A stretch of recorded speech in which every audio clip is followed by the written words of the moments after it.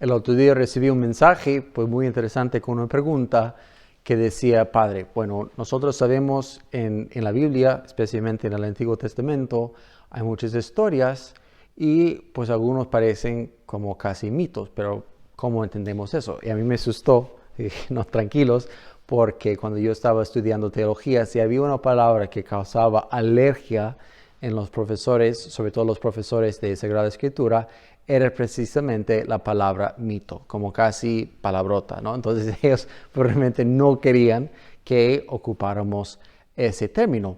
Pero me parece una pregunta válida porque sí, como que a veces cuesta, ¿verdad? Y nosotros vemos dos extremos muchas veces. Uno que, o sea, lo que dice la Biblia así es y no hay forma de cambiarlo. Incluso Cristo ha de haber hablado castellano del siglo XXI porque así lo dice en mi Biblia, que pues obviamente es una exageración, pero algunas personas casi, ¿verdad?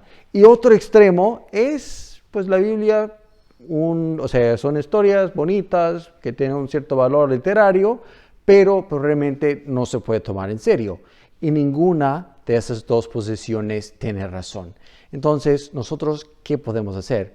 Yo no voy a llegar hoy hasta pues explicar por qué sí o por qué no la palabra mito en la Biblia, eso lo reservo para un momento en el futuro, pero lo que sí quisiera subrayar es el significado de la palabra revelación, porque es algo fundamental para entender lo que la Iglesia nos enseña sobre la Biblia.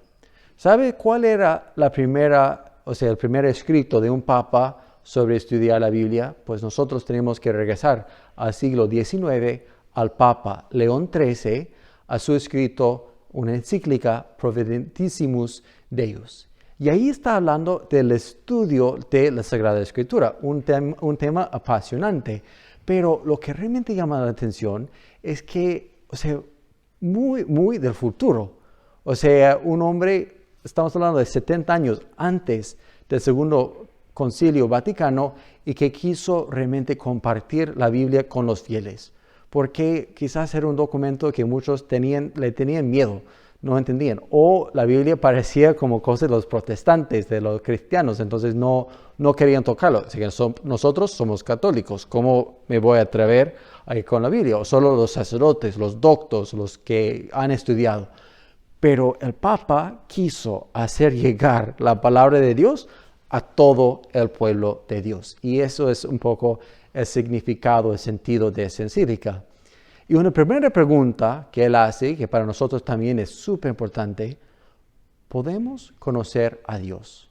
¿Tú qué piensas? O sea, como que, y piénsalo bien, porque nosotros en un primer momento quizás decimos sí, y como que ya no hay más discusión, pero, o sea, es algo que cuesta. Y si uno está viniendo desde un punto de vista como más racional, más cerebral, como que sí cuesta un poco más, ¿verdad? Entonces el Papa responde en afirmativo, ¿verdad? Diciendo, sí podemos conocer a Dios, incluso por nuestra razón, por nuestros medios naturales. Pero, y aquí es donde entra la palabra revelación, cuando Dios quiere que sepamos algo de forma segura y fácil, nos revela esa verdad, ¿verdad? Entonces, podemos saber algunas cosas sobre Dios, sí, pero si queremos saberlos de una forma más segura, pues Dios nos revela esas verdades. Y eso es el sentido de la revelación, y un poco lo que quiero hablar hoy. En esa misma encíclica, el Papa está hablando sobre el estudio bíblico. Y nosotros, como católicos, sabemos que la revelación, que es cuando Dios se revela al hombre, pues nosotros sabemos que viene por dos fuentes. Primero, la fuente escrita, que es la Sagrada Escritura, en lo que nosotros tenemos en nuestros 73 libros de la Biblia. Y por otra parte está la tradición. Entonces aquí tenemos lo que han dicho los papas, o sea, magisterio de la iglesia, lo que ha enseñado la iglesia durante 2000 años. Y las dos fuentes son válidas. Y las dos fuentes van juntas. Una sin la otra, como que solemos confundirnos, ¿verdad? Entonces, eso sabemos nosotros. Pero otros, fuera de la iglesia, lo ven de otra forma.